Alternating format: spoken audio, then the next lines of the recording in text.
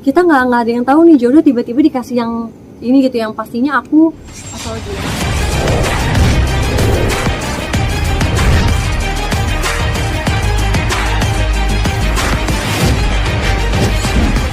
Anak-anak pengen punya rumah katanya, yang kamarnya pengennya didesain masing-masing, yang pengen ada ruangan buat mainnya sendiri, lebih ke situ sih. Terus pengen punya mobil yang baru lagi, anak-anak lebih ke situ sih. Anak-anak ya persiapannya aku udah bilang ke orang, sampai orang manajemenku nanya, ya Feb weekend mau libur atau mau syuting kerja udah, selagi ada kerjaan udah kerja aja gitu. Maksudnya kalau liburan kan bisa nanti gitu, tapi kan kalau sekarang yang utama pastinya pekerjaan dulu gitu loh. Apalagi nanti tahun depan anak-anak yang satu nanti kelas 6 udah biayanya udah dikirim nih ya buat ajaran baru, yang satu kelas 6, yang satu TKB gitu. Jadi kan harus ngumpulin juga untuk tahun depan, yang satu masuk SMP, yang satu masuk SD gitu. Ya, jadi di 2025 harus bekerja lebih keras lagi lah pasti. Pastinya aku ada pasti cerita gitu, karena ternyata memang cerita itu salah satu hal yang penting juga gitu, supaya kita nggak mendem sendiri. Sedangkan aku kan selama ini aku mendem dan itu nggak baik gitu loh.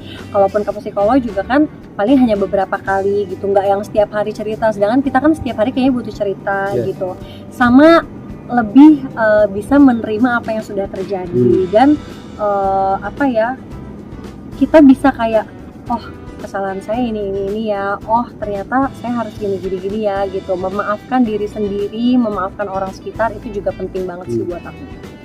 Jangan pernah menyesali apa yang sudah terjadi. Jangan sampai mengeluarkan kata kenapa ya kok gini sih, itu jangan, karena memang apapun yang kita alamin itu pasti sudah takdirnya. Aku sangat bersyukur banget punya anak-anak yang kalau misalnya kayak tadi aku mau kerja, kayak mama bisa nggak sih aku aja yang kerja, mama nggak usah kerja, mama yang nemenin aku kerja aja gitu. Sedih tapi bangga gitu, kayak oh anak-anak tahu ya berarti aku kerja mau untuk anak-anak gitu. Kekhawatiran terbesar aku pastinya aku nggak bisa memberikan yang terbaik buat anak-anak gitu. Aku takut dengan aku bekerja akhirnya kekurangan waktu, tapi aku selalu bilang sama anak-anak, pesan aku tuh cuma satu buat kalian, tolong jaga attitude kalian. Karena kalau attitude kalian udah oke, pasti semuanya insya Allah berjalan lancar gitu loh. Gini loh, kita sebagai orang tua apalagi yang pisah, jangan sampai kita menjelekkan satu sama lain. Kalaupun anak-anak tahu keburukan ibu atau bapaknya, biarkan karena dia melihat sendiri, bukan karena doktrin salah satunya atau omongan salah satunya. Itu aku nggak mau sama sekali sih. Dan anak-anak alhamdulillah mereka aversi ya, kayak di saat kayak kemarin juga anak-anak presentation, beliau juga hadir untuk melihat anak-anak gitu, ya udah gitu. Karena aku tidak pernah membatasi sama sekali. Perpisahan ini terjadi pastinya bukan hanya karena ada satu masalah. Bukan banyak yang bilang kak kasih kesempatan, kak ini gitu, tapi kan mereka nggak tahu gimana struggle-nya aku. Mungkin beliau sendiri juga nggak tahu karena aku pendem, aku tahan gitu. Semua yang tahu sih emang kuncinya itu di si dokter aku ini gitu, dokter yang tahu semuanya. Sampai terakhir aku datang, dia cuma bilang masih sama, dia bilang gitu. Iya dokter. Kalau untuk balik lagi sih sampai saat ini sih aku kayak udah, kita sama-sama mungkin kita nggak bisa jadi pasangan, tapi ya semoga kita bisa menjadi orang tua yang tetap baik lah untuk kita. Jadi gini, waktu itu aku bilang 2 tahun lalu dia sempat lihat saya di tempat gym. Jadi misalnya nih kayak aku lihat kakak gitu, terus aku bilang lagi nih tahun depannya, aku tahun lalu pernah lihat tahu kakak di kantor misalnya gitu.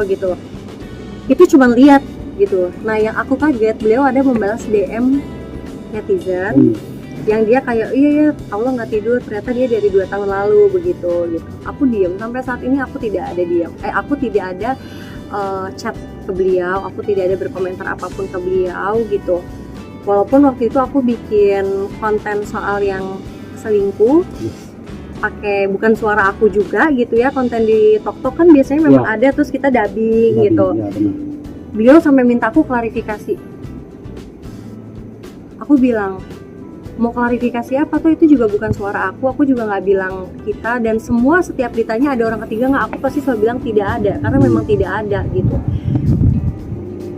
masalah suara orang aja itu dia minta klarifikasi, tapi yang kali ini aku tidak minta beliau klarifikasi, tapi aku kaget sepupu aku, mama aku itu sampai chat beliau karena tidak terima gitu, karena kayak kenapa kok bisa gini. Kemarin beliau juga ke mamaku sampai nangis-nangis, dia bilang nyesel, nggak mikir panjang, nggak tahu juga akan di capture katanya gitu. Tapi akunya sendiri sih belum siap ya untuk ngomong masalah ini, karena aku terlalu kayak jahat banget ya bisa ngomong kayak gitu. Ya itu sih yang bikin aku kaget sih sama jawabannya beliau gitu. Tapi ya udah nggak apa-apa, nggak mau banyak ngomong juga karena memang ya udah, toh mau buktinya awal kenal apa juga semuanya ada gitu. Jadi ya nggak ada karena memang kalau di Twitter kan kalau kita scroll biasanya ada suara yang lagi happening kita bikin. Aku tuh sama sekali kalau bikin konten nggak pernah kayak aku bikin biar kakak kesindir ya kan, ngapain banget, capek banget ya hatinya, kayaknya busuk banget gitu hatinya gitu. Udahlah, kita kan hidup mau yang enak. Aku juga takut banget sama karma gitu, jadi udahlah yang lempeng-lempeng aja gitu. Aku takut banget sama karma jujur ya gitu no comment. Cuma mau ingetin aja kalau seorang bapak itu, seorang ayah itu rezekinya pasti tidak akan mati kalau tanggung jawab ke anak-anak. Tanggung jawab itu bukan hanya masalah finansial ya gitu.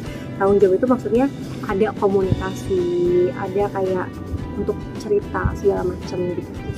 Kita nggak ada cerita-cerita soal gitu juga sih, karena aku bilang kalau masalah pribadi kita kan udah gitu, tapi kalau soal anak-anak ya udah gitu. Tapi karena aku lebih banyak di luar, lebih banyak kerja dan lebih banyak mama ya sama anak-anak, jadi aku selalu bilang kayak ke mama ya gitu, karena kan yang tahu jadwal anak-anak semua kan mama. Takutnya aku lagi di lokasi atau lagi kan ada kerjaan gitu, aku nggak sempet angkat.